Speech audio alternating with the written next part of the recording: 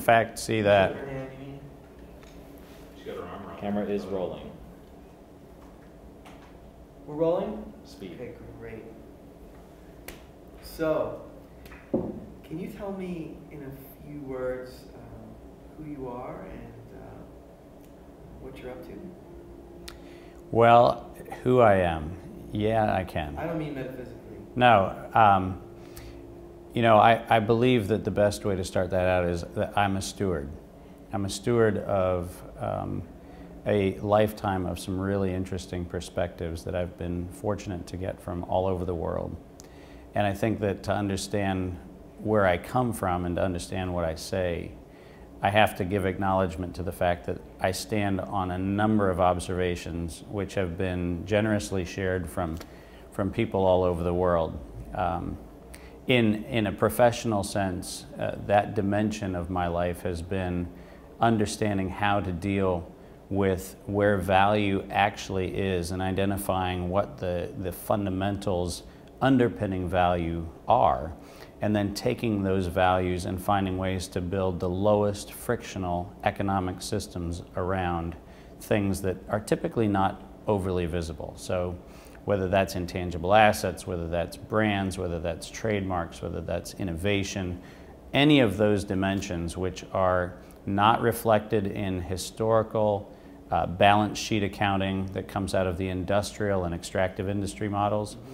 All of that information, which is really not captured, but unfortunately for those who love balance sheets, it is 100% of where the value resides. It's in how you know things, how you access networks, how you access creativity.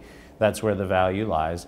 And our professional background is manifesting ways to make, first of all, that value visible, and then second of all, find ways to engineer financial opportunities that lower the frictional cost of getting that, whatever it is, that innovation, that creativity, that value network, into an economic model that is sustainable and fruitful. And that's what we do. We are the intangible manifestation specialists, if you will, in the global economy.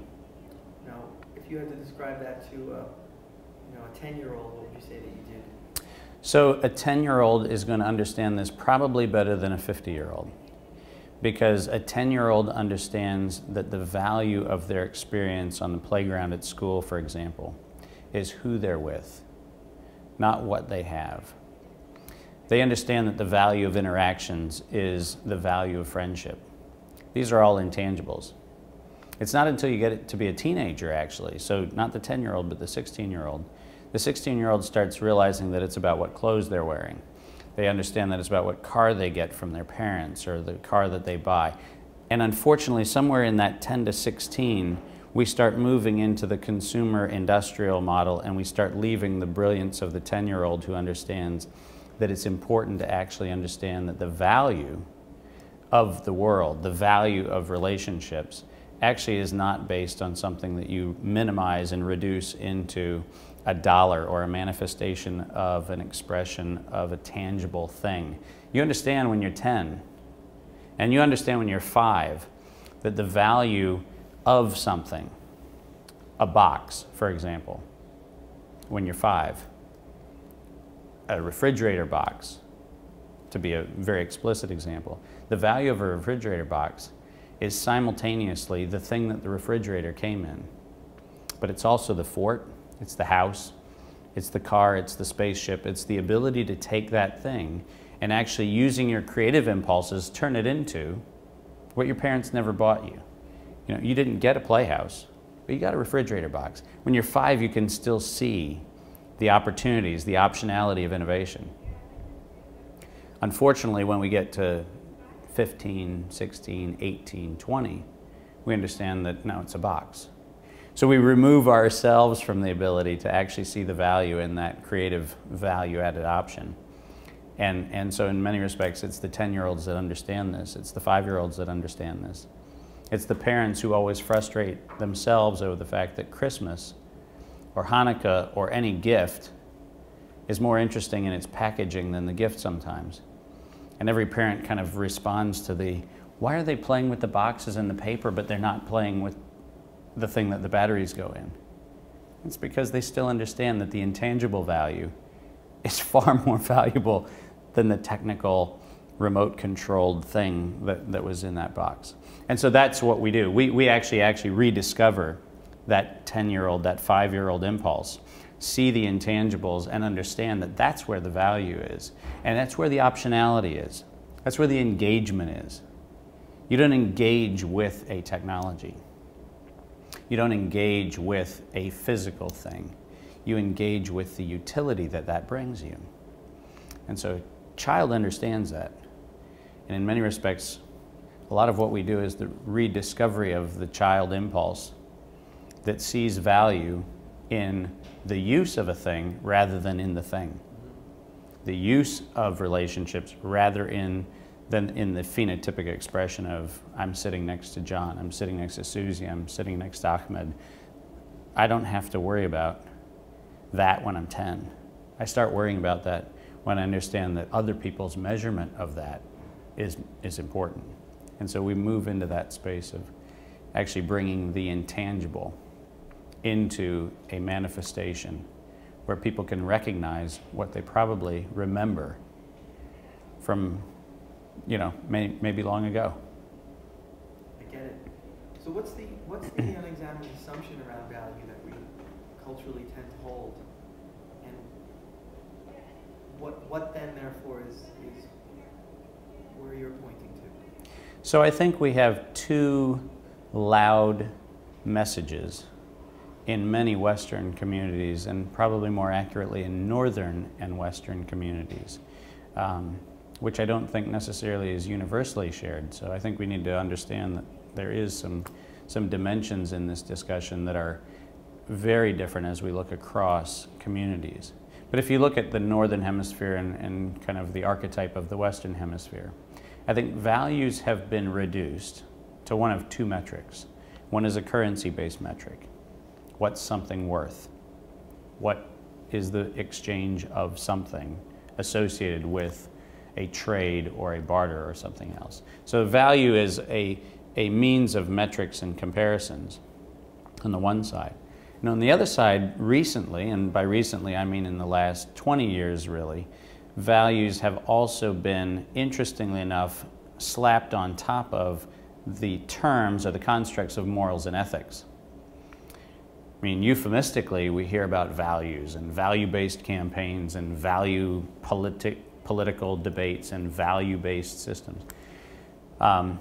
Interestingly enough, I think both of them are actually, in many respects, minimalizations of what value really probably at its essence means. So I think if you look at value as a metric, you actually are drawn then into things like currency and things like counting, denominating. What is it that I have versus someone else? So when we think about it at a global scale, we say developed versus developing or underdeveloped. Well, what we're really saying is the more you have things that we're used to counting, the more developed you are. The more you have things that we don't understand how to count, the less developed you are. That's a very interesting juxtaposition when it comes to values, when it comes to denomination, because it turns out that many times those things of deepest and richest value, family, culture, civilization, social networks, those kinds of things, which are very rich, by the way, in Southern hemispheres and in Eastern communities and things like that. Those things that we say are values, we actually shove over into, but that's lesser developed, okay? So the other side of it is, we talk about values, and we say when we talk about values, we mean family, we mean priorities, we mean the ability to have stable communities, we mean those things when we talk about values. Interestingly enough, it is in the places where we have the largest phenotypic expression of the metric value, the currency value, the things, the consumer value, that we actually have the most dysfunctional families, we have the most dysfunctional communities, we have the most dysfunctional marriages and partnerships and so forth. So there's a very interesting dichotomy where we are very pejorative when we're doing the counting, because we say, oh, that's soft stuff, that stuff about how people relate to each other and the fact that there's grandmothers living in the same house with grandchildren. I mean, that's just nonsense. That's the developing or the undeveloped world. But then when we actually get on our high horse from a moral standpoint and we say, oh, we need family values, the people who are the loudest about the family values, oddly enough, manifest the least of them. So there's this really interesting emergence of a schizophrenia around the word value. Where we see the future coming is actually inviting a more comprehensive and more inclusive construct of what value is. Dear friend of mine, Tony Weller, with whom we do a lot of work, he and I talk about the rediscovery of what we call the ancient future of the commonwealth. Not commonwealth from a colonial standpoint, but commonwealth from the standpoint of understanding that it is only in the context of how you engage with your values. And by values, I'm now inclusive of all values.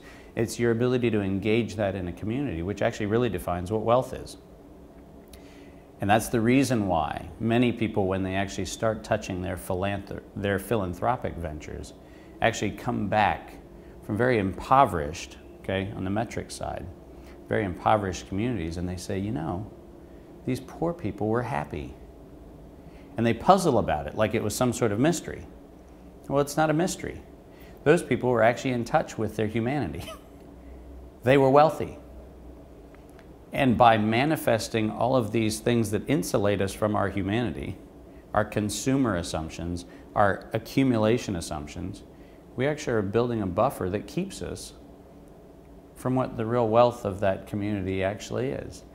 And so we have this wonderful invitation, I think, at this moment in time to come into a world that says, oh, hold on a second, what is it that we really value? What is it that we really actually think of when we think about what values are?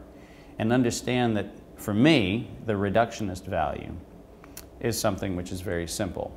If you end the day around a table where there are enough seats for everybody who needs to be at the table, and there's enough on the table that everybody's basically fed, then you have exactly all the wealth that you need in that moment for that day.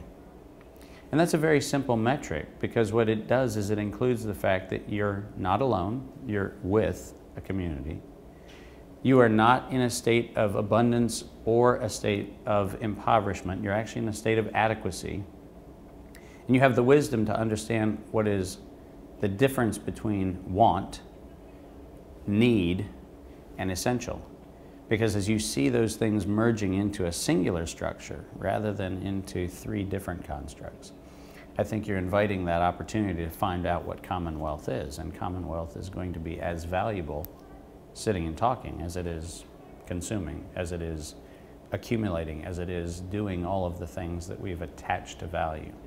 So I think the invitation to humanity right now is to actually rediscover that which humanity actually has known. We probably need to be less innovative than we need to be humble, and in that humility understand that there's wisdom that has been around for a long time that actually still can teach us. And it's tapping into some of that wisdom that I think is one of the great opportunities that we have right now.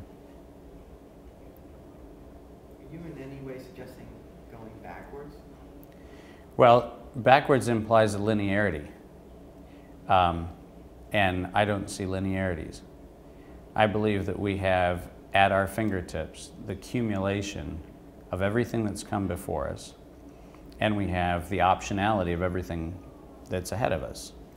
So from the standpoint of linearity, I would not suggest that we're talking about going backwards. I would say that we're going into the present, not into the future. We're going into a present, now invoking and inviting the wisdom, which is both the cumulative perspectives of what's come before and that contextualized in the what is now. Is that backwards? Is it forwards? Is it sideways? Is it up? Is it down? I don't think it has a dimension from that standpoint, but I do think that we have to have a dose of humility to understand that when Confucius, for example, in his writings, talks about the wisdom of the ancients, and pause on that one just for a moment. Confucius is talking about the wisdom of the ancients. And we would look at Confucian thought and say, wow, that's an ancient thought. Well, Confucius had the decency to acknowledge that there was a profound wisdom in things that predate his thinking, right? Does that mean he was going back? Does that mean he was retroactive? No. It means that he understood that every present moment should be honored as the culmination of all of the perspectives that have led us to this moment. And it is in our ability to divorce ourselves from the wisdom of the ancients where I think we find ourselves seeing things as unsolvable, seeing things as intractable, seeing things as impossible, which probably are not any of those. They're probably not intractable. They're probably not impossible. They simply are an invocation to a perspective that we have decided not to carry into that moment. So that perspective exists. Someone's carrying it. And our challenge then is to enter into a space and into a dialogue where we can bring that into the present. Well, I get what I'm cautious around is the romantic, sentimental expression of past without denying or necessarily invalidating it, and more importantly acknowledging it, sort of standing upon it. Yeah. But to ensure that people who are hearing this message of what to do around money have a sense that there's a future to create, and oh yeah, and that there's there's a way to bring, I think, what you're referring to, humanity, spirit even, to the tangibles, to what we've already developed and call infrastructure, which actually does have value. Yeah, too. yeah. So like both and instead of either or. Yeah, let's look. Yeah, let's look at one of my favorite little parables, which goes a long way down this pathway. I love to look at metals, just because metals are one of those great, wonderfully mythologic figures in our modern expressions. And oddly enough, they are mythologic expressions in our ancient expressions as well. So, I mean, metals play a fun role in answering this question. If you look at the wonderful success, the best success of the 1849 gold rush, you would probably be surprised to know that the all-in industrial greatest value of the gold rush actually had nothing and everything to do with gold.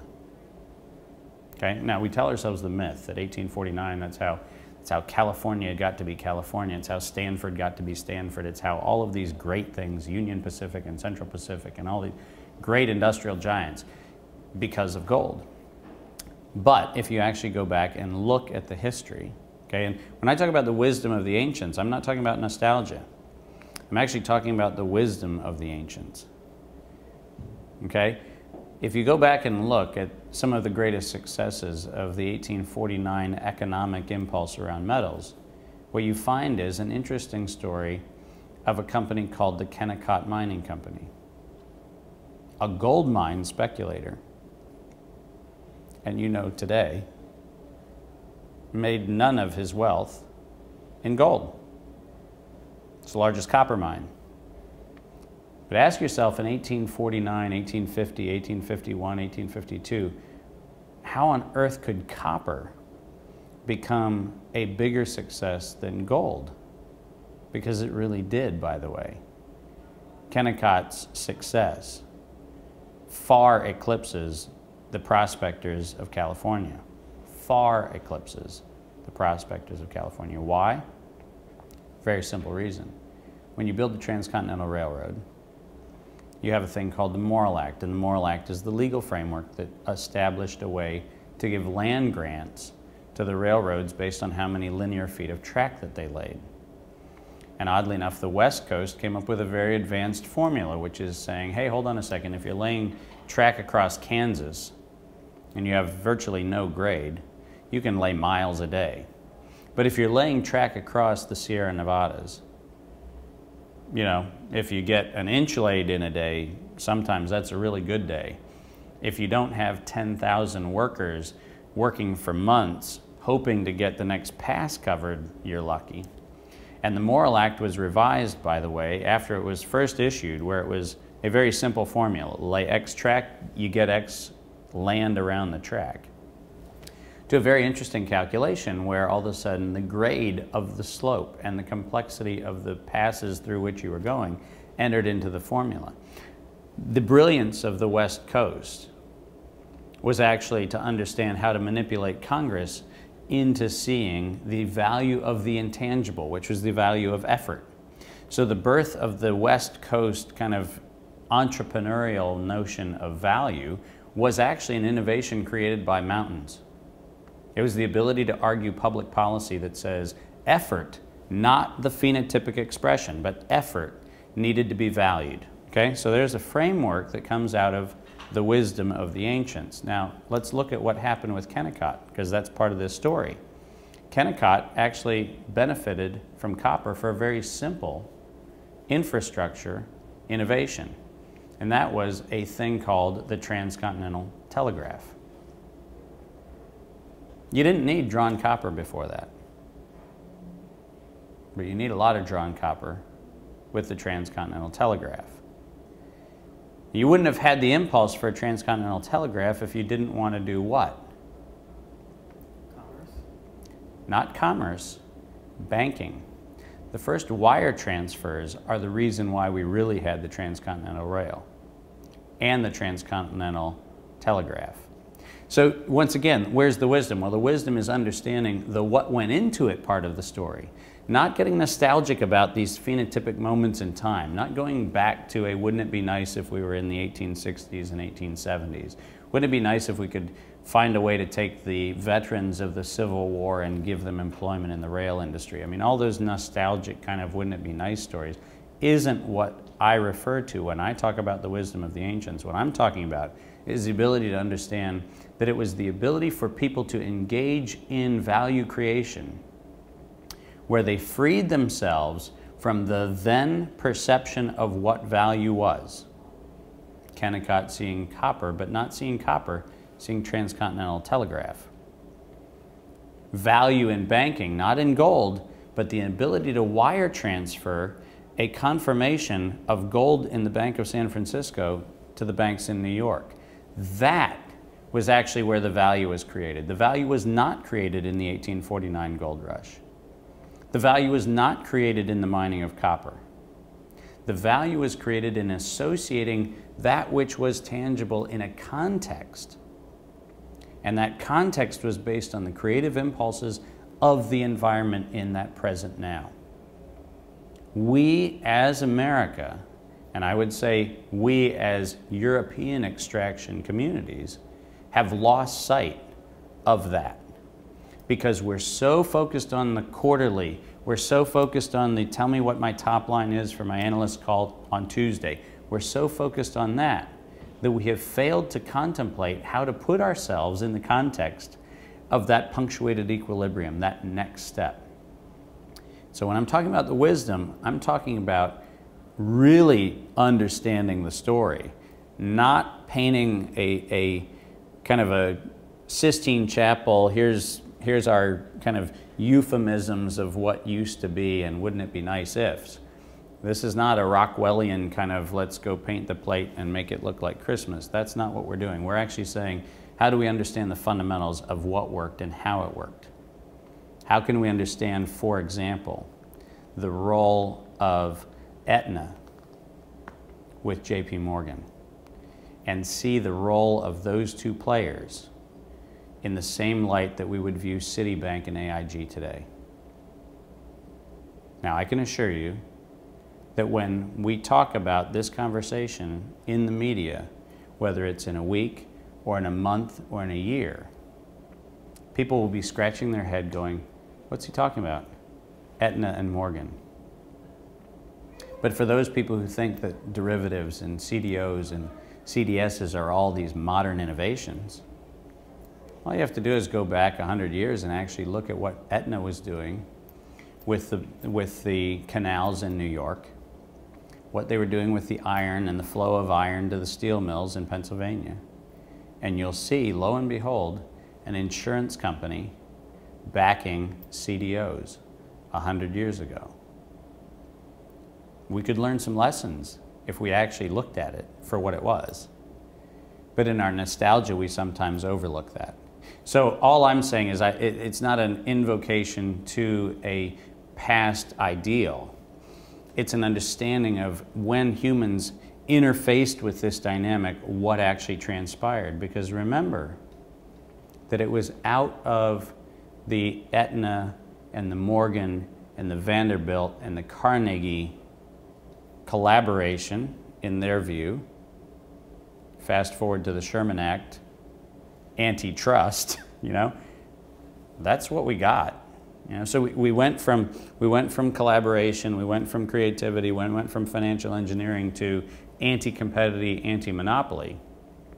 So when people in 2009 say, well, maybe government regulation is going to come in, yeah, it will. And guess why? Because the last time we were at this exact same place, the response was the Sherman Act.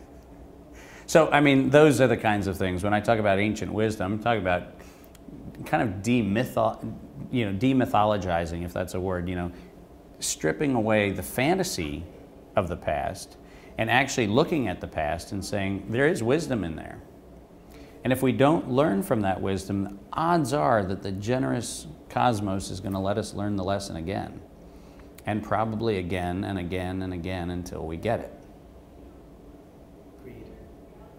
So what is it that drives the mentality of infinite growth in business and market, etc., and what are its implications? Can you track it back, though? There's no question, because at every turn of typically economic systemic shift, whether you're talking about the agriculture shift into the industrial economy, whether you're talking about the industrial economy into what we would refer to as more of the technological or mechanized economies, and then moving further out of those economies into now whatever the euphemism is. I'm not one given to patting ourselves on the back and saying we're in a knowledge economy, because I think we're right now operating in one of the greatest periods of information asymmetry that's possible. I think we have selectively given ourselves access to some information generically, but I don't think we've gotten wiser. I think we've actually been reductionist in our access. If we look at that notion of infinite growth, what we actually probably are seeing is an impulse to trying to find the ways of constraints of power. And I think that's really the energetic behind the notion of infinite growth. What we're very interested in is we're interested in ensuring that rank and status, as it is reflected by economic power, as it's reflected by conventional projections of military or influence or other forms of power, we're very interested in the ability to always stay ahead of some mythological fear. There is something very fundamental to the belief that you are in power, not by virtue of a forward-looking and prospective generosity towards the future, but you're in power as a function of the delta between where you are and where those who you fear appear to be coming. You'll recall in 1980, when the Reagan administration came into power, that we had a public enemy number one in this country. And you'll also remember that in the 70s and particularly the early 70s, terrorism, the word terrorism, was associated with where? It wasn't the Middle East. The word terrorism back then was associated with Germany. It was associated with the IRA in the UK. That's where the terrorists were. We didn't seem to have a response to that. We didn't seem to mind that very much, despite the fact that some of that terrorism actually did come to our shores. That it was their problem. And it was the Germans' problem, it was the UK problem, it wasn't really our problem. There was terrorism. What was the public enemy in 1980 when Reagan came into power? It was actually Japan. Japan. Why? Very interestingly, under the Marshall Plan, there was a very interesting impulse in the United States that said we would create the manufacturing capabilities and the knowledge transfer capabilities that would allow countries in Europe and in Japan to actually serve our consumer needs. Nowhere in the calculus did we ever contemplate the fact that the Japanese would actually be creative. And when in 1980 they show up with semiconductors, they show up with communication devices that we don't have, they show up with automobile advances that we've never thought of, all of a sudden we sit there and go, well, hold on a second, these people were supposed to be our servants, and now they're doing what? They're innovating. Now remember that at the same time, we were running around the world talking about freedom, and we were talking about democracy, and we were talking about self-determination, and the country that best manifested in its manifestation was deemed an enemy. So did we really want to eat our own dog food in 1980? And the answer is no, we really didn't. We actually wanted to stay out in front. So where is that accumulation impulse coming from? Where is that greed impulse coming from? Where is that thing that says always more, always growth, always this, always that? It is, in my estimation, a way to shield ourselves from the fear of actually, God forbid, having to share the stage with someone else. We don't want that. And as long as we keep up the frenetic, phenotypic expressions of this energy that's always on, always innovating, always creating, always pushing the envelope, always out there, and take our eyes off of whether we're actually building value, and we actually fall in love with the process of the frenetic, rather than falling in love with the consequence of our actions, what we find, I think, is this wonderful opportunity to then be surprised when India, or when China, or when Vietnam comes up with the first conductive nanotube, which fundamentally allows for the reorganization of autonomous assembly subatomic devices. Now, we believe that that's going to come from the United States. Why? Because we were informed as a country that from 1981 forward, we are the pinnacle of where creativity and innovation happens. So we can outsource our labor, we can outsource everything else, push all that to somewhere else, because that's okay, because we are the pinnacle of creativity, until we're not. And when we're not, we find out that we're not by someone who is coming from a least expected location, coming up with the thing that we decide we want. And then our response is to lash out at that. Our response is to try to control that. Our response is to react in fear. So when we see our energy source being threatened, we create a war. And if we don't have the money and the infrastructure to pay for that war, we finance it with debt, because it's that important to stay out in front. So we leverage our future to the tune of $3 trillion to stay in front. We fail to understand that in the credit and debt phenomenon, in which we've kind of blurred those lines, we actually created an interesting problem, because debt requires collateral. And what we've done is we've collateralized this country. And we have collateralized the country to pay for the preservation of a myth for a very short period of time. The myth is energy, the myth is oil, and we've collateralized our future for that short-term preservation of a myth that we simply do not want to see end. So is it accumulation? Is it always growth? Probably not. In the final analysis, what we probably are doing is actually trying to consume ourselves and insulate ourselves and create buffers and create all kinds of expressions around ourselves that mask the fact that what this really is about control and the manifestations of what we think control is.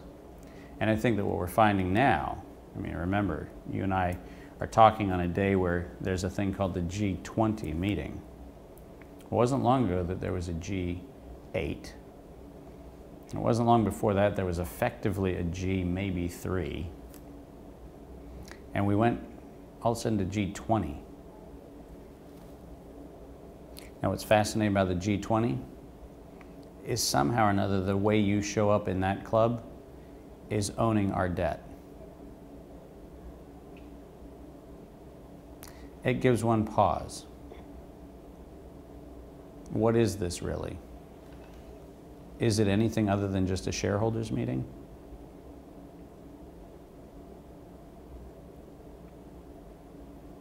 please say more about that.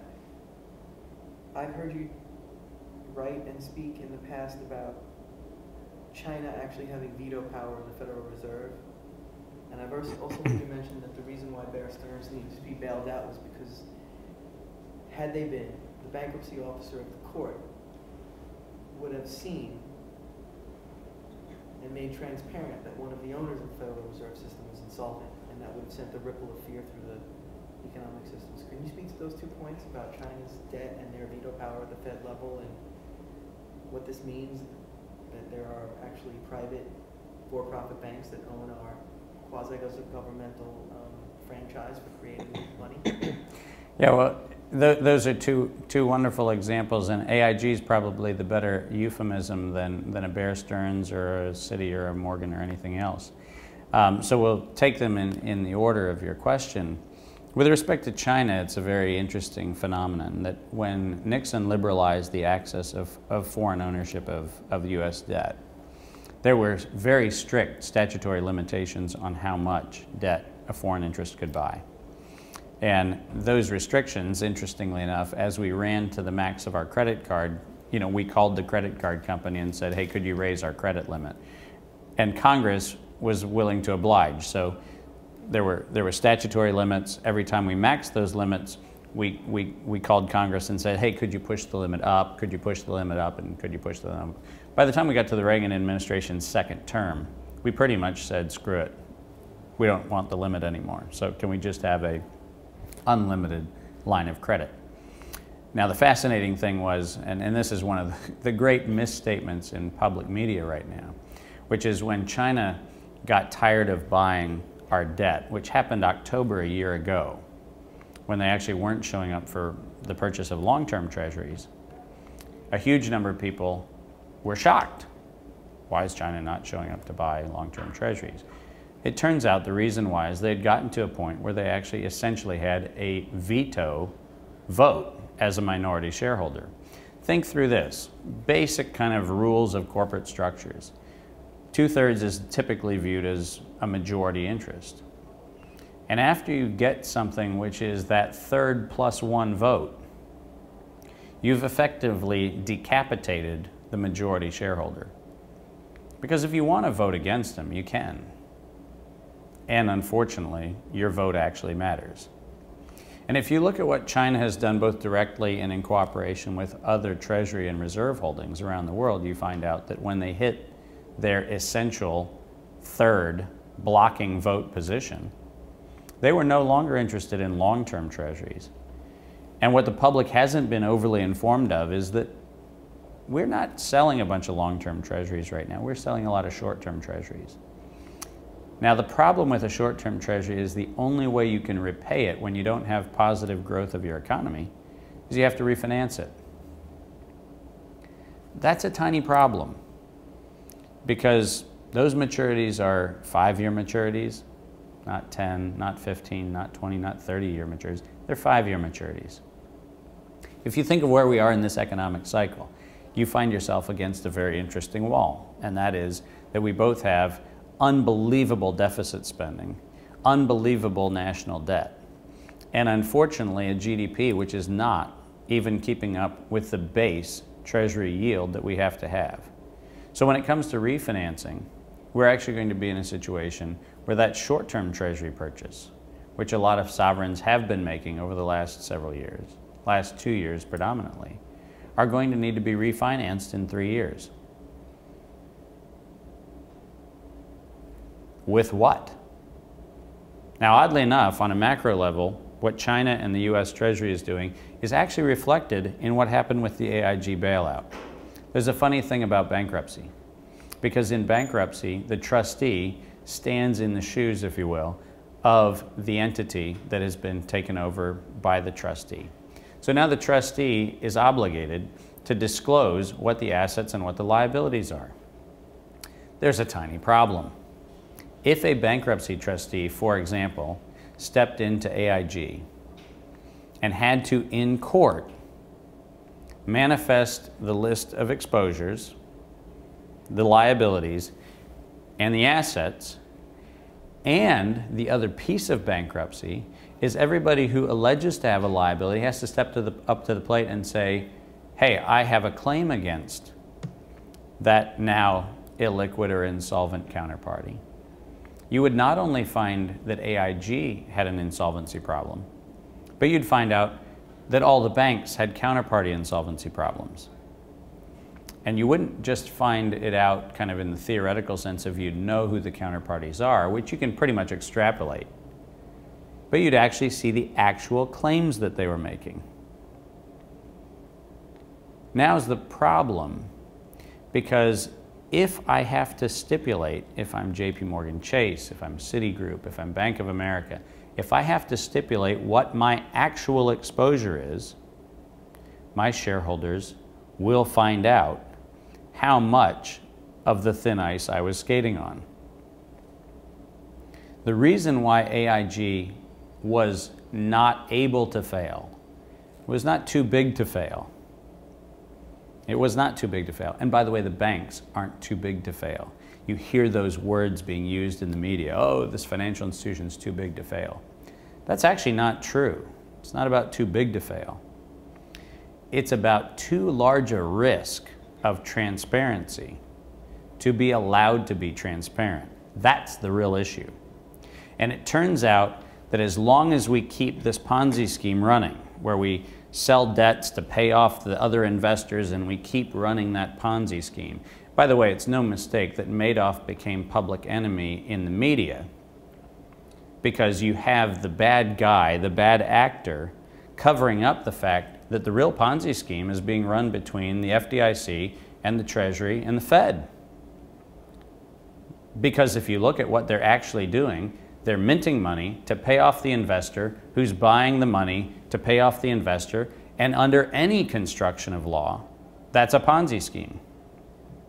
We're not actually exchanging value.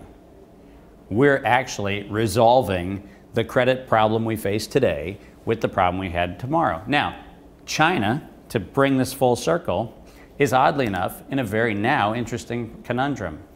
And this conundrum involves an element that has not been discussed in any media.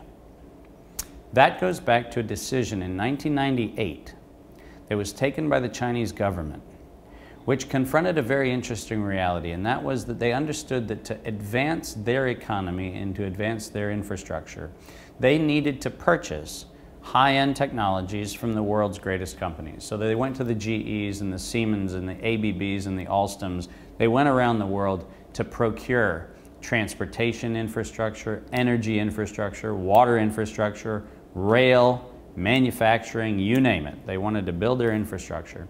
The Chinese government established a policy which actually at the time created quite a stir. And that was a program called Mandatory Technology Transfer, which meant that when you sold something to China, you actually not only had to sell the thing that they were buying, but you actually had to sell the underlying technology, the know-how, the ability to actually understand how these things worked.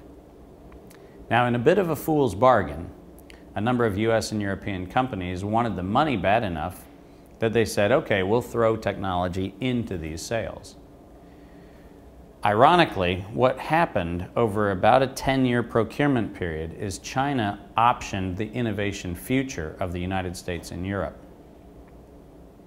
Now, if you think about the credit dynamic, and you understand that in credit environments you have this collateral need, and you understand that the collateral need in a credit environment says that I need to have satisfaction that one day you're going to be able to repay whatever the debt facility, whatever the credit facility obligation is, with future productivity, and you overlay the fact that now China not only has the debt that we've sold to it, but they also have the innovation optionality of our largest corporations, which they own by contract.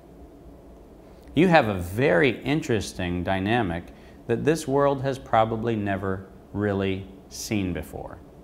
Because now we have a situation where one of two equally unacceptable options confront us. If a General Electric, if a Siemens, if an Alstom says, well, we didn't really sell our creative stuff to China, They have a breach of contract problem with China. That's not a good outcome. Because if they didn't really deliver what they said they were delivering, and they really held back all of their creativity, then they failed to deliver something which was material in the contract, which means we get to restate all of the earnings of all of the major corporations that have done business with China. Hardly a desirable option. On the other side, the companies can all say, yeah, we really did sell it to China.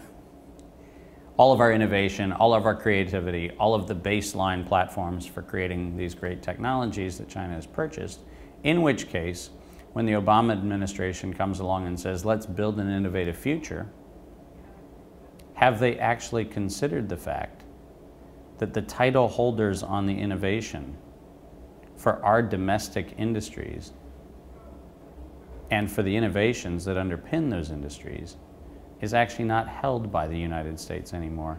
It's held by our senior secured lender. But let me ask you a question now at this point. It's not a sharing of the license of the technology. They actually hold the ownership of it. Oh, in many instances, they actually required the purchase of it. And therefore, those companies are now licensing it from China? Well, if they wanted to actually advance it and produce it, China would have to be in the deal. By the way, it sounds like an example of ancient wisdom in the sense that they demanded the real value, not the product of it. You just heard me advocate a few minutes ago for the ability to revisit ancient wisdom. It is not by accident that when we had conversations with the NDRC for the last 6 years in China, and before that with ICC SCORES, which was the International Cooperation Council for the State Council, we had these conversations. It's by no surprise to me because I actually was in meetings where we actually talked about this strategy before it was executed and talked about the ancient wisdom of that strategy, understanding that, you know, it's not gunpowder that you need, it's the ability to own the futures on phosphorus. Guess what? The playbook is being played. And so what we have to do is actually not sit there and say, shame on us for not seeing it, shame on them for playing this playbook. We have to understand that this is the great invocation into the game has changed. So this is not about fixing, it's not about nostalgia, it's not about linearity in time, it's about saying we are now in a moment where the game changed. Oddly enough, we had a hand in it. We might have not knowingly participated in the ways that, you know, in retrospect, we might say, man, it would have been a great idea for us not to do that. Well, guess what? Maybe that would have been a great idea.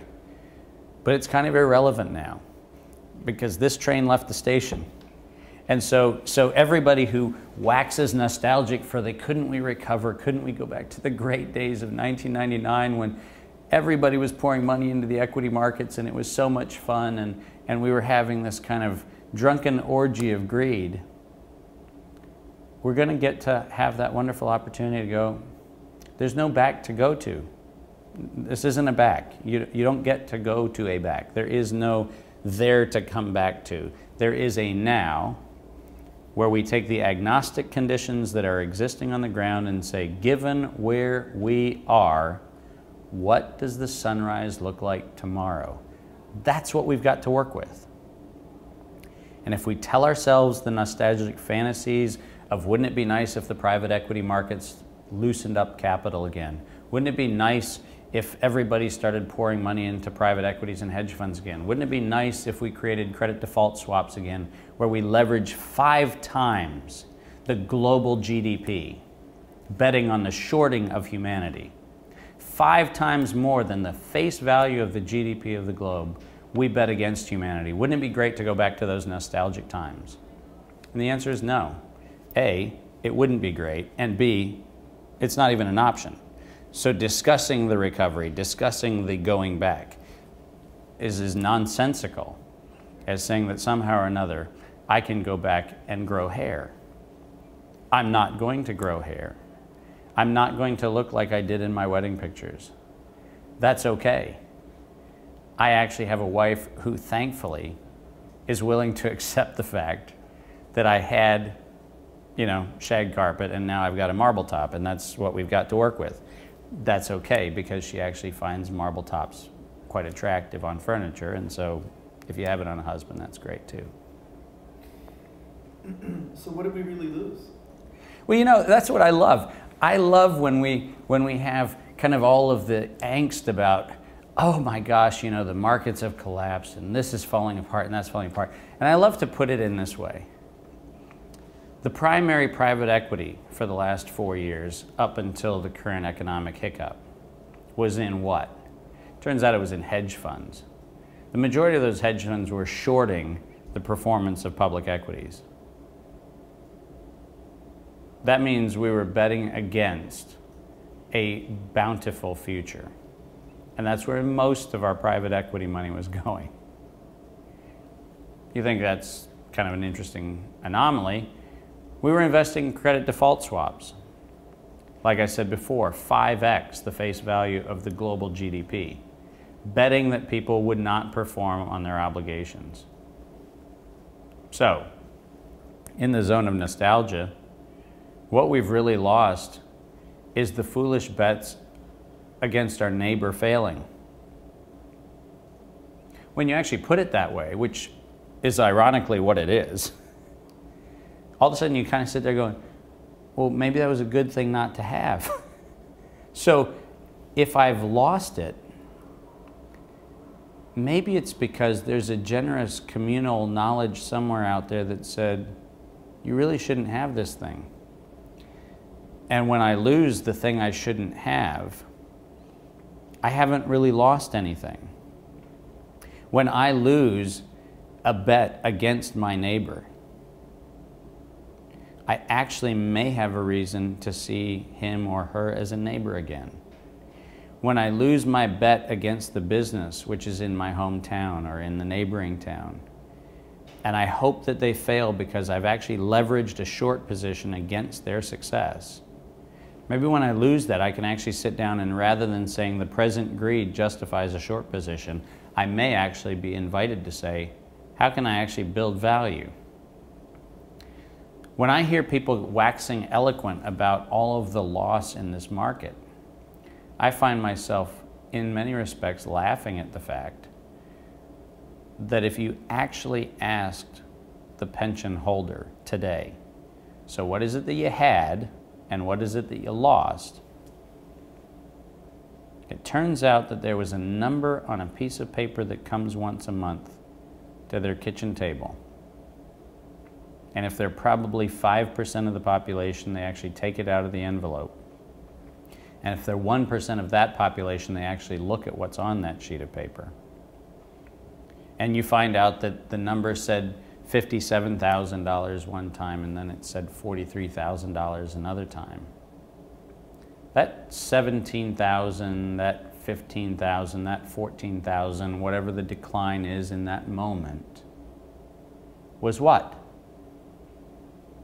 Was it actually money?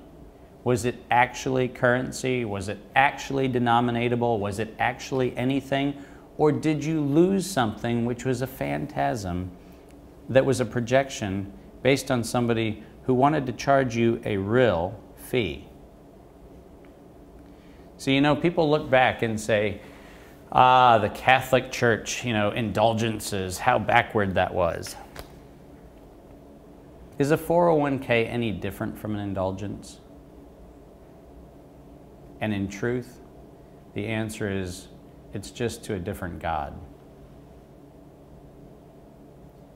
Well, if someone chooses to cash out of their 401k, they would have that money, so that's an argument. Yeah, would they? People tried to do that, by the way. There's a lot of people who have tried to do that. And do they actually have it? And it turns out that they don't really actually have it because, you know, when you choose to cash out of your 401k, you find out that the real reason why 401k cash outs have a penalty was actually to make a revenue smoothing event for the United States Internal Revenue Service. See, once again, unfortunately, if you actually look into the matrix, you find out that the nostalgic view of this was my pension, this was my security, this was this was that, turns out if you actually just add the one more dimension that actually is already there, you find out that it really wasn't in your interest. It really was in the interest of the person who was the broker, who actually was getting fees, and that was real money, by the way.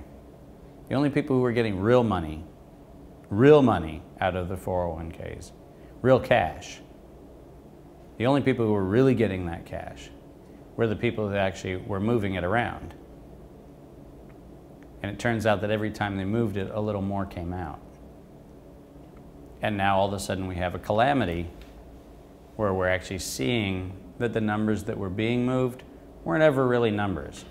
So it'll be interesting to see how many fund managers and how many rating agencies are actually held accountable for propping up the myth of the value that was being exchanged that wasn't really value. Because the fees were real value. The fees that were being extracted were real numbers. But they were being extracted off of very theoretical, very ephemeral statements of value that weren't. Well, that seems to be the game.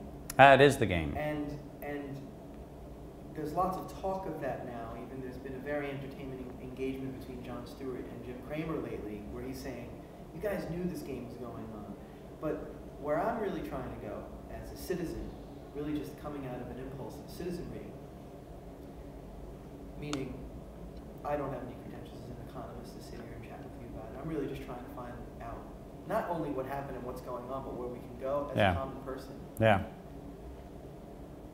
To me, what's more dumbfounding and alarming is that the pinnacle of our innovation in finance is hedging against the welfare of another. The thinking there is so backwards, it's so morally corrupt, you know, that it's disturbing, I think, when you finally get to that. And that's, can you say something about that? Yeah, so I recently wrote a piece. You used also the metaphor of the patient. Yeah, I recently wrote a piece about the fact that you have some very interesting energetics around what has been spun up to be both what existed and what is in crisis. And there's some interesting energetics that sit behind that, which is this assumption of debt versus credit. Now, the reason why it's important to understand that is actually it goes back to some fundamental human energetics behind the systemic challenge that is both the challenge we face, it's also the invocation into the future that I think we also are being given at this moment in time. We have blurred the line between debt and credit. Debt is something which is fundamentally restrictive in nature. You've never heard of a credit prison, you have heard of a debtor's prison. I mean, just very simply. It's very interesting that debt, if you think about back in the Dust Bowl era, when farmers lost their land, they lost their land not because of a credit system gone wrong.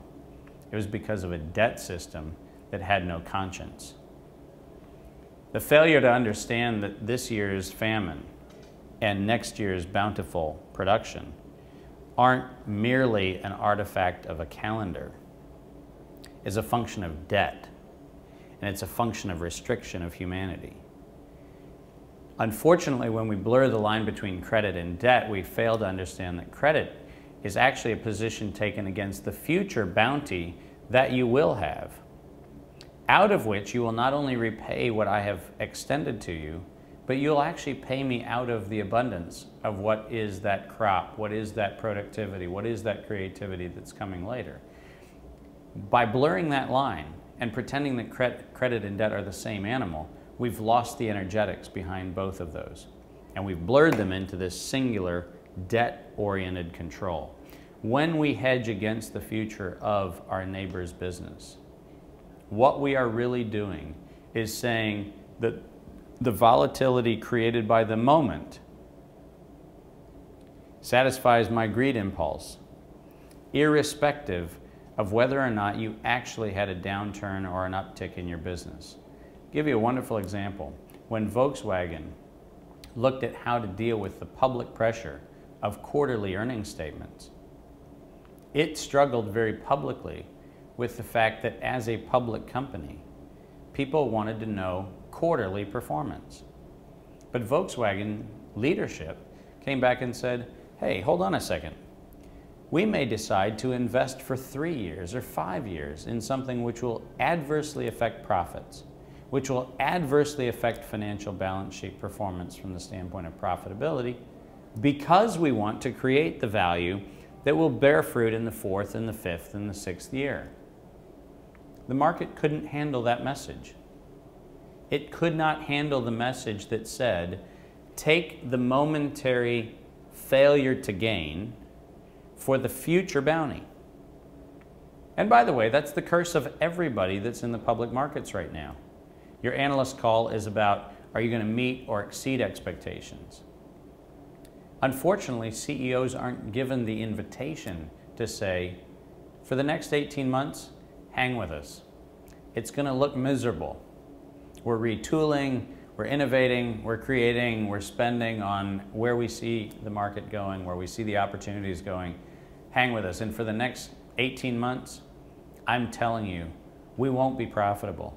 We're going to spend ourselves into the hole because we know that in 24 months, we're going to come out with something that is going to be absolutely transcendent. It's going to build value. I defy you to find the last analyst call where a public company CEO actually made that statement. Follow me through the valley, and it's dark and there are all kinds of things, but let me tell you about the sunrise at the other end. Now, every one of us responds positively to that impulse at a human level. But everyone wants their fund manager to ride the heck out of the present moment. I want to see that the money I put into my 401k is worth 20% more at the end of this year. The problem is 20% more at the end of this year means I'm going to bet against failure more than success. Because in the short term, I can manipulate failure. In the long term, I have a really hard time betting on failure. And we've forced ourselves into this space. So, the energetics of the hedge fund, the energetics of betting against performance, the energetics of that all have to do with the compression of greed. Moore's law, oddly enough, applies to greed too. And it probably applies to greed more than many of us have contemplated. Where the greedier we get, the shorter the half-life of our patience.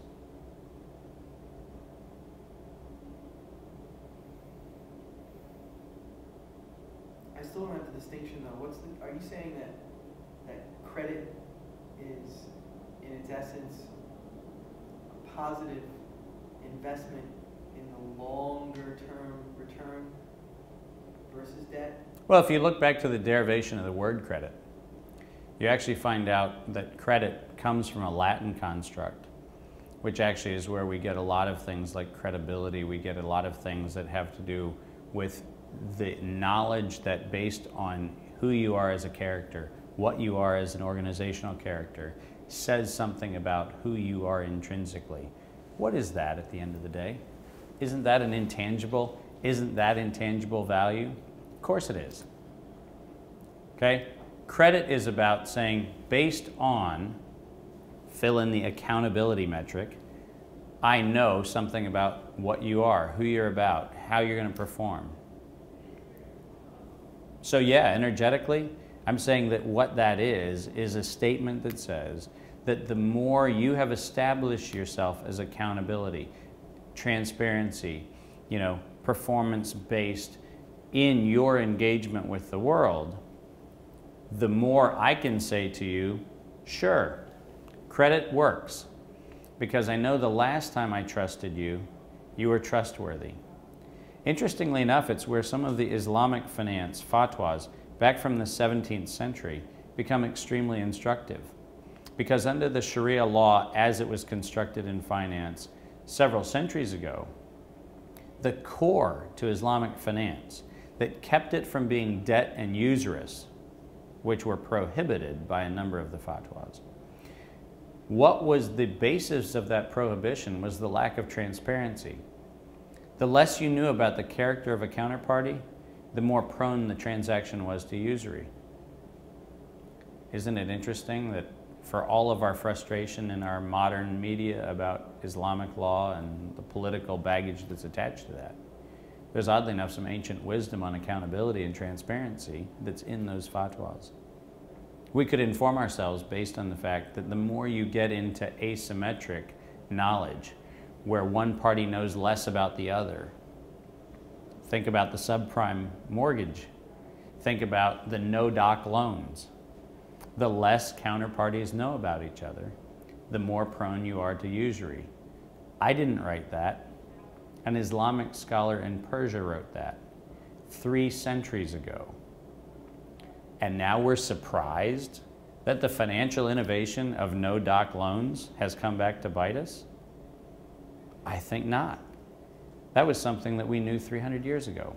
So debt, which I've talked about before as a restrictive covenant that says, I'm going to hold over you an obligation, and I am not basing this on something that says future performance.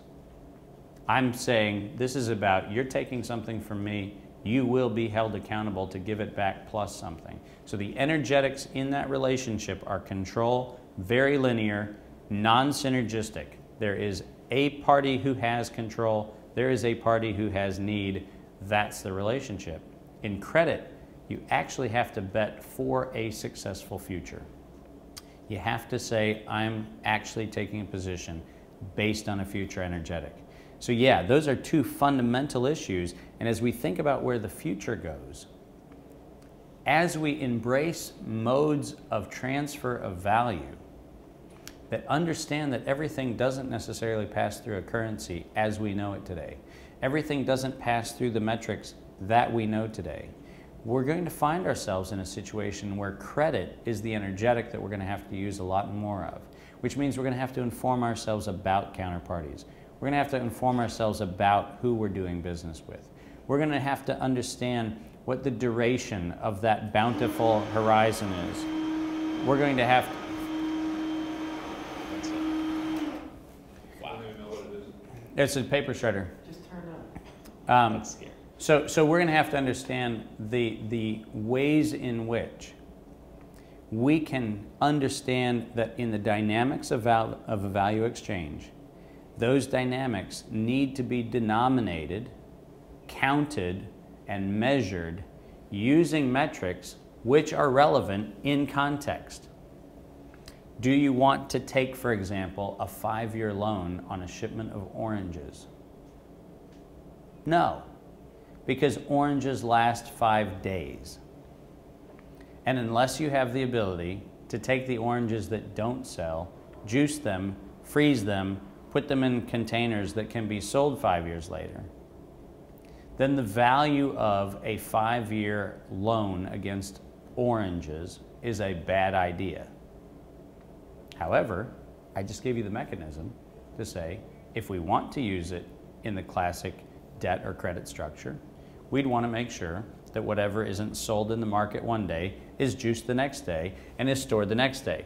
Now what's that? That's just applying creativity and knowledge to a system which says that's about credit. Why? I don't want the orange grower to go out of business because people want oranges. But you know, sometimes people really want a lot of oranges and sometimes they don't want a lot of oranges. So if I haven't thought through the systemics of the value exchange, I'm not thinking in a way that lends itself to a multiplicity of value observations, to a multiplicity of value opportunities, and to a multiplicity of exchanges. A beautiful example of this is in Southern Asia right now, in Central Asia. Under communist structures and central government controls under the former Soviet Union, many of the southern Stan countries had allocations of agriculture production. So for example, there is a particular location in Central Asia, which was where the Communist Party said you grow apricots. Apricots. Why? Because apricots freeze dry very well. They become extremely great additions to MREs for the military, so you can put dried apricots into the food packages and people can have food for, you know, long periods of time stored on shelves. Well, the interesting thing is when the Central Army disbands, and you no longer have a need for millions and millions and millions and millions of dried apricots, you have now a huge overproduction of apricots. And this is really happening right now. Fields full of apricots, with those fields full of apricots falling on the ground. Now, ironically, the reason why those apricots are falling on the ground is because nobody actually thought through what I just talked about in my orange example. If you don't sell the apricots to the dried apricot, then what do? You go, hey, guess what? Make jam, make a preserve, extract sugar, do all kinds of things. But that thinking is not there. That thinking is not present if you think about the linearity that is created by debt. Debt says, I'm giving you credit, you have a single performance, our relationship is based on that, and I care not for your success or my success other than the performance of this short-term obligation. Credit, on the other hand, says, I want to succeed out of your fruitfulness. I want to succeed out of your bounty. And I then, as the aligned interest in that conversation, need to see the incumbency on my part to ensure your success. I need to, as Sharia law calls for in finance, I need risk sharing, meaning it is not your performance alone or my credit alone that makes the relationship work. It is when we understand that we both have a responsibility. You, the entrusted, me, the entrustor, but during that relationship, we better have an alignment of interest. Institutional money managers would say, but Dave, that's unreasonable. And I would look at them and say, no, it's not. That's called a diversified portfolio.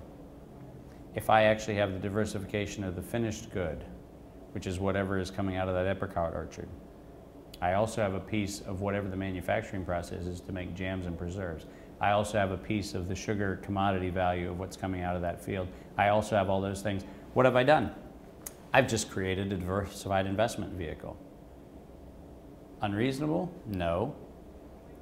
It just invokes a responsibility on my part to actually understand the counterparty in the transaction and understand how to manufacture that relationship which will create the bounty out of which goodness can come. Oddly enough, what I've just proposed stands in contrast to, or we could bet against your failure. You make the call. Clearly. Which one do you want? When you're referring to credit in such a positive light, though, I think it would be more accurate to say it could be. Yeah.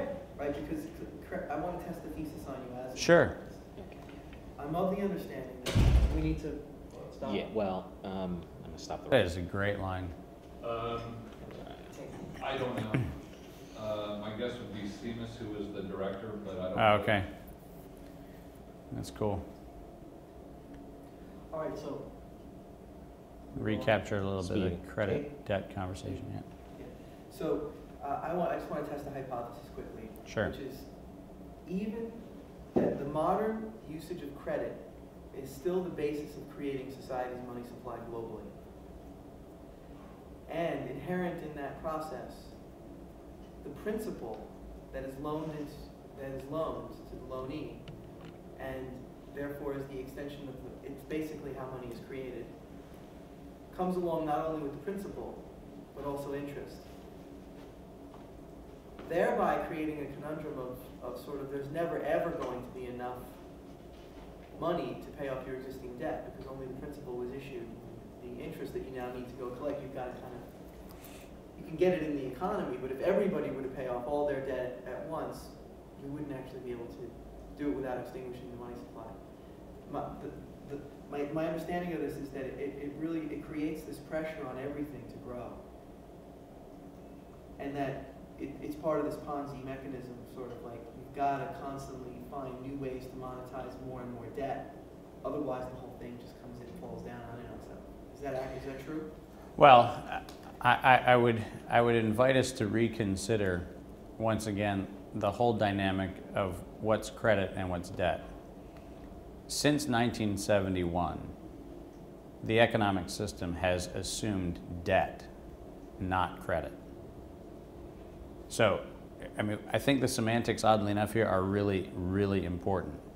And I think that what we have to understand is that credit has two euphemisms in its derivation in modern accounting. One is in the debt instrument kind of fashion, where people talk about credit, you know, liberalizing credit into the market, making sure credit's available in the market. What they're really saying is make debt available in the market. They're not saying make credit available in the market.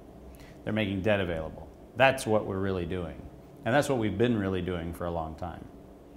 We haven't really spent much time thinking about credit in a long time. We've thought a lot about debt. And we've thought a lot about debt because of the very system you just described. Because our currency is a debt currency, it is actually not a credit currency, it's a debt currency. And against that backdrop, the only way you actually recreate value is essentially refinancing the debt. You always need to have that debt cycle happening, and if you don't have it happen, pieces fall off the wagon and the wagon doesn't move anymore. So you're right about that from a debt standpoint. I believe, and once again, I'm trying to get us to think through let's be careful about our linguistics. Let's make sure that the conventional understanding of a word doesn't rob the word of its intention. Because I think that it's important for us to understand that credit, once again, came from a space of knowledge about counterparty performance. Debt at an impulsive level is about manufacturing additional means of control. Energetically, those two things are separated. Economically, they're separated. At every level, they're separated. And just because we've made the euphemism pretend to be the same, it isn't the same. So yes, when you describe the debt cycle the way you do, I'm with you.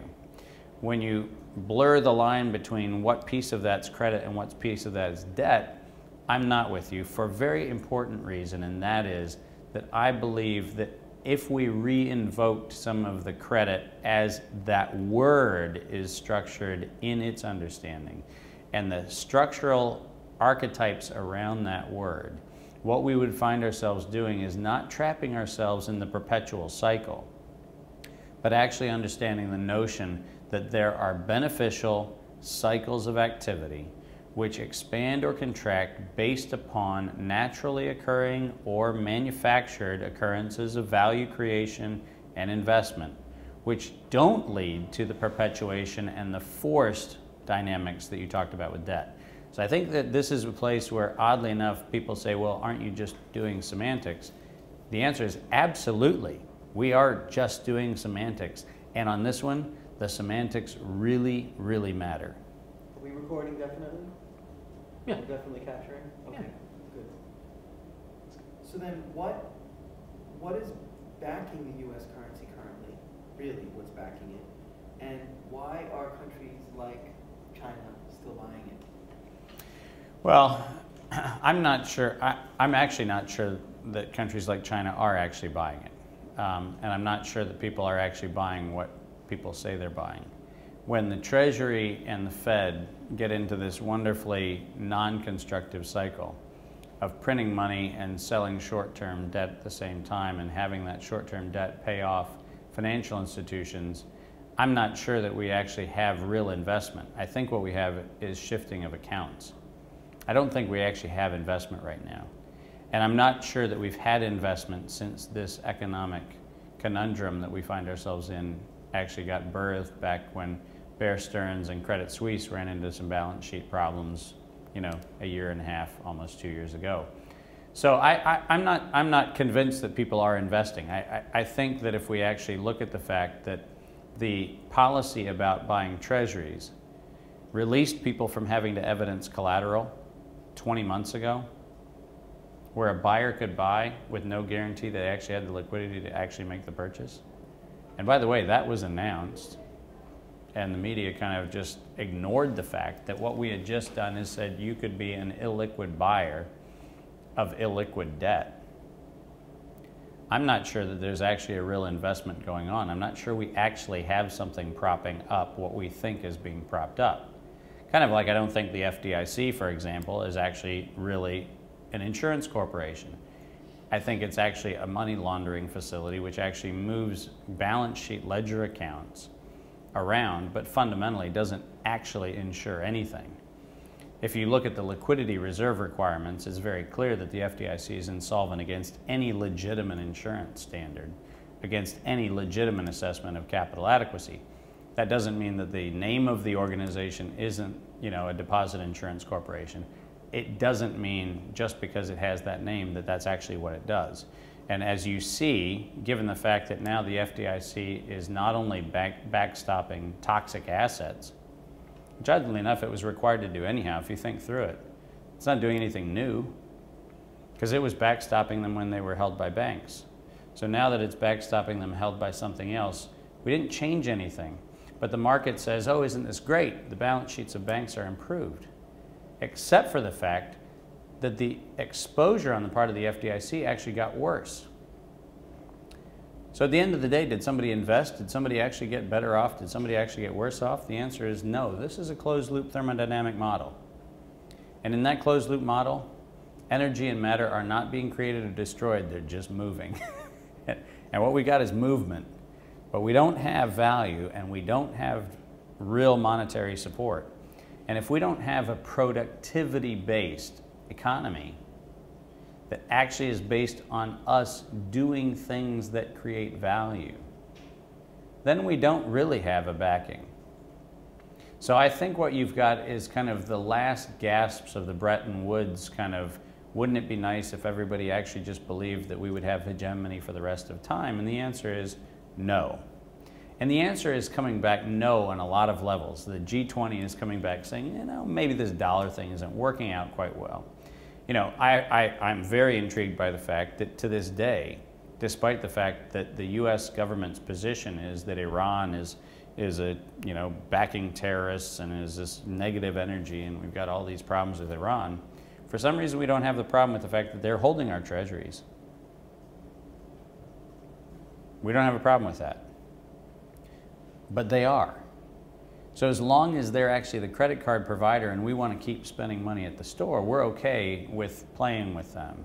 But if they decide that it would be a good idea to actually not pollute the environment with unrefined oil to generate power, and they'd rather use atomic energy as a way to actually generate the power, then they're a problem. Then the Bank Melli, the central bank of Iran, becomes a financier of terrorism. But ironically, the gas pipeline deal that exists between Iran and China is collateralized with US treasuries. The reserve accounts are still US treasuries. So the fact of the matter is, did we actually move something? No, we actually label things differently. We imply different energetics around things, but this is a thermodynamics problem. And all we're doing is seeing this wonderful shuffling of the cards, but at the end of the day, there are 52, and right now we're holding too many jokers.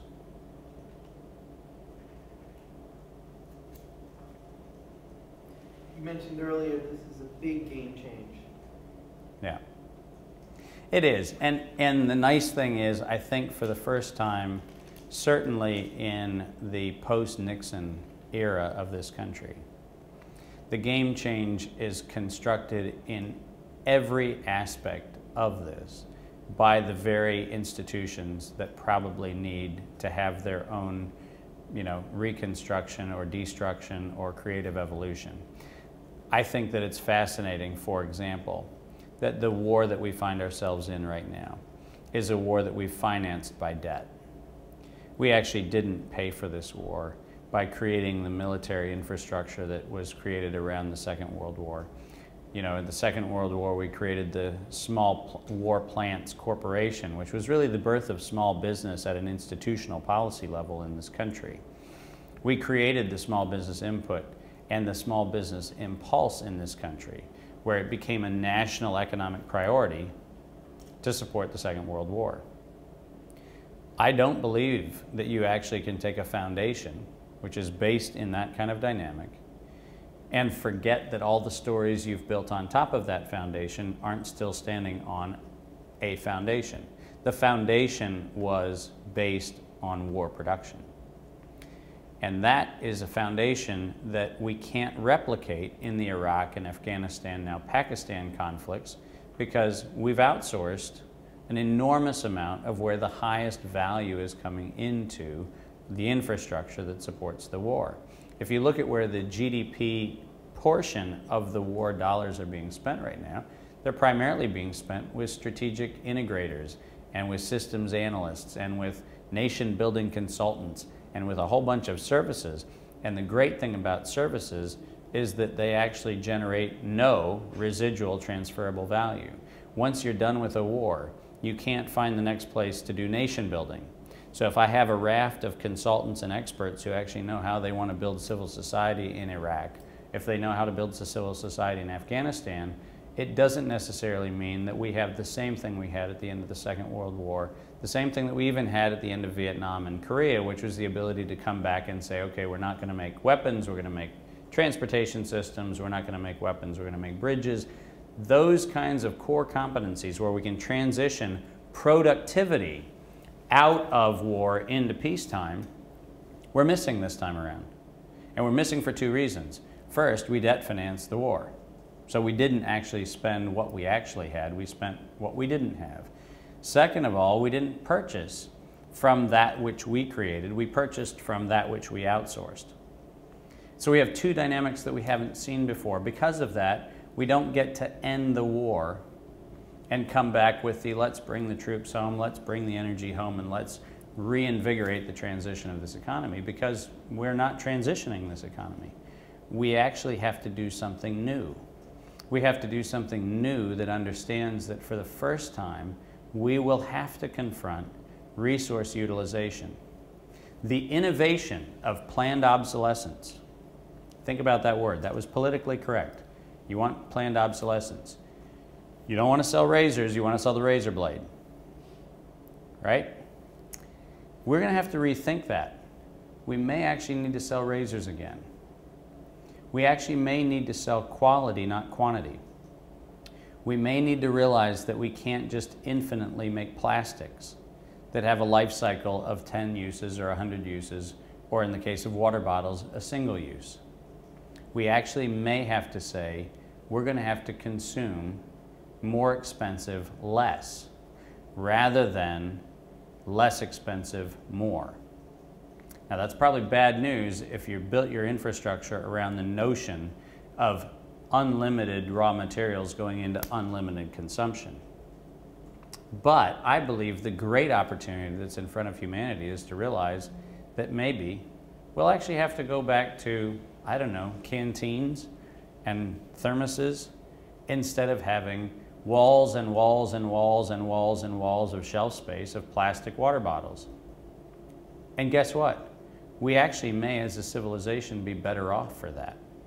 We may be better off as a civilization realizing that going to the proverbial well, okay, going to the watering supply outpost is actually how we rediscover some community.